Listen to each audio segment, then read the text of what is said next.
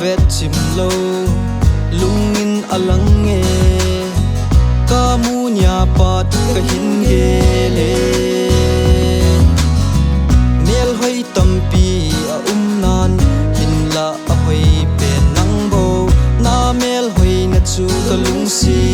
e phat sot pi hin khu ka mang in changa hin khu ding bo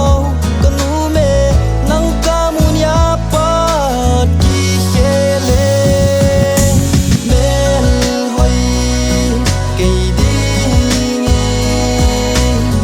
na long in hayin ke di lung sin zin ka hin bele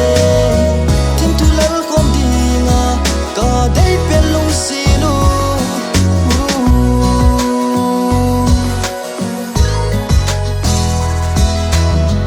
lungin agel pha lo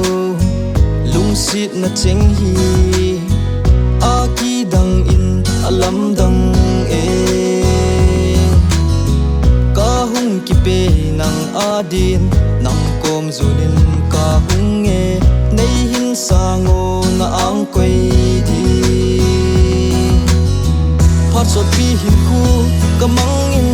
changa hin khu ding bao ka nu me nang ka mu nya pa ki hele Melhoi ke ding na lung hin hayin ke di lung sim zin ka hin bele